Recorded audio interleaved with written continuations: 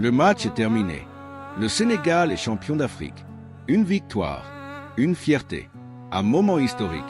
Mais une fois le bruit du stade retombé, un autre bruit commence à se faire entendre. Celui des réseaux sociaux, celui des paroles incontrôlées, celui des moqueries. Après la finale, la joie était immense. Mais très vite, certains messages ont dépassé le cadre du sport. Des moqueries dirigées vers un peuple, des phrases blessantes, des images humiliantes.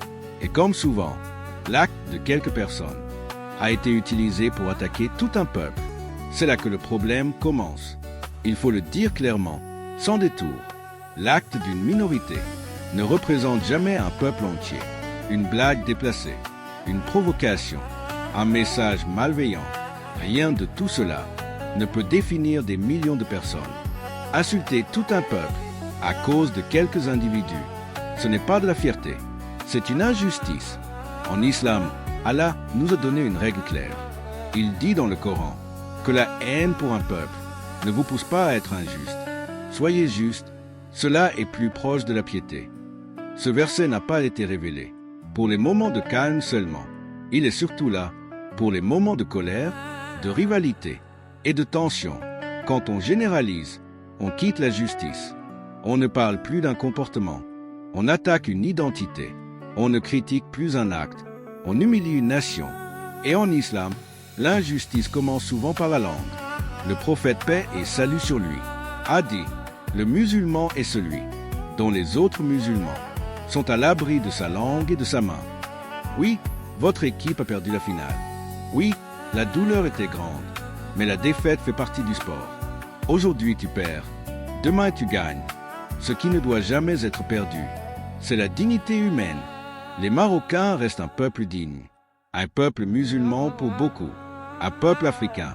La défaite sur un terrain ne retire ni l'honneur, ni la valeur, ni la foi. Les moqueries peuvent sembler légères, mais leurs conséquences sont lourdes.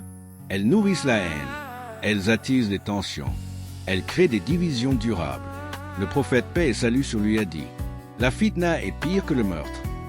Quand le football devient une cause de fitna, alors nous avons oublié pourquoi nous jouions. Le Sénégal et le Maroc partagent plus qu'un match. Ils partagent l'Afrique, ils partagent l'histoire. Ils partagent, pour beaucoup, la même foi. La rivalité sportive ne doit jamais détruire la fraternité humaine. Le ballon roule 90 minutes, mais les paroles restent longtemps. La vraie victoire n'est pas seulement de soulever un trophée, c'est de contrôler sa langue, c'est de maîtriser sa colère, c'est de rester juste même quand on est fort. Gagner sans humilier, c'est une victoire. Respecter même dans la joie, c'est une victoire. Félicitations au Sénégal pour cette victoire historique. Respect au Maroc et à tous les peuples africains. Que la CAN 2025 ne soit pas seulement un souvenir de football, mais un rappel pour nos cœurs. Un rappel que l'injustice commence par les mots et la fraternité commence par le respect. Voilà, purifie nos cœurs de la haine, protège-nous de l'injustice et fais de nous des artisans de paix. Amin.